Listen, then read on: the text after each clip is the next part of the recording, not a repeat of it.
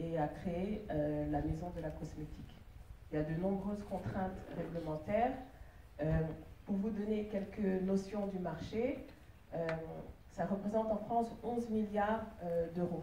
C'est le 3e marché européen. Alors, on a choisi de vous indiquer des chiffres au niveau européen parce que c'est notre référence. Bien sûr, on est sur le marché français, mais vous le savez sûrement, la réglementation qui nous encadre est européenne. La croissance des ventes au détail de cosmétiques bio et naturels, elle augmente chaque année. C'est plus qu'une tendance, ça répond à des attentes réelles des consommateurs et donc c'est quelque chose qui est encourageant, on va dire, pour la suite. Ce qui est important dans les tendances, on emploie ce mot tendance, mais il faut dire que c'est plus que ça, c'est quelque chose qui s'attache au fond.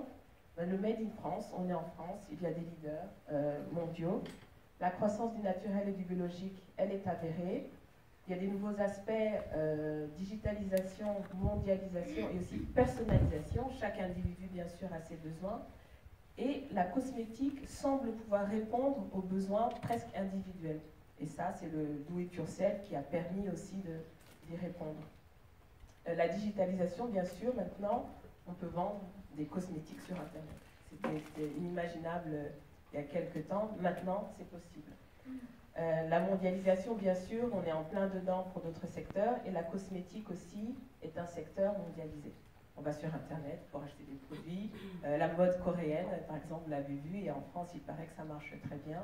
Il y a d'autres produits du Brésil, d'Afrique et de cosmétiques asiatiques que l'on retrouve en France. Les inquiétudes environnementales et de santé du consommateur, là aussi, il suffit de lire les étiquettes des produits. On y retrouve des mots communs et aussi d'autres mots qu'on ne connaît pas, qui sont des vrais produits de la chimie conventionnelle, de la chimie noire.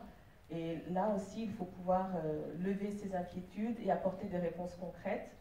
Alors, on emploie le mot santé ou bien-être. Là, on a choisi exprès de mettre le mot santé parce que cela révèle des vraies inquiétudes pour la santé du quotidien et des choses qu'on ne connaît pas encore.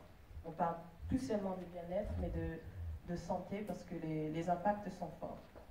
Dans les tendances, on parle aussi de certification et avec la norme ISO 16128 de produits pseudo-naturels. Là aussi, ce sera un débat qu'on aura l'occasion peut-être de développer. La labellisation, vegan, halal, fair, là aussi, ça répond à des attentes des consommateurs. Et bien sûr, une autre tendance ou un autre point fort dans les cosmétiques, c'est le commerce équitable. Donc tout ceci fait que, clairement, il y a de quoi faire sur ce marché à titre individuel, à titre personnel en tant que consommateur. Il y a aussi de quoi faire pour se professionnaliser, pour passer le cap et se lancer dans le secteur et créer son entreprise. C'est ce qui nous a réunis.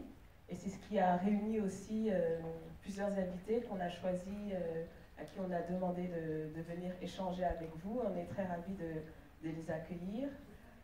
L'idée, c'est de parler d'une thématique qui nous touche tous. Vous êtes là pour partager, échanger, réseauter, donc n'hésitez pas, nos invités sont là aussi pour répondre à vos questions. La table ronde est animée par Gisèle Toali. Alors Gisèle, elle est très importante pour nous, je vois qu'elle vient d'arriver. Elle a été l'animatrice des tout premiers clubs cosmétiques, elle va se présenter et elle nous a permis d'être dans un cadre de bienveillance, d'attention et de motivation pour avancer ensemble. Elle nous disait souvent, ensemble on est plus fort. Donc c'est vrai, il y a des difficultés quand on est en collectif, on est de nombreuses personnes, chacun avec sa personnalité et ses avis, mais Gisèle a été un vrai catalyseur et on la remercie d'être là pour animer la table ronde. Je vais lui passer le relais dans quelques instants et puis je vais demander à nos invités de venir s'installer.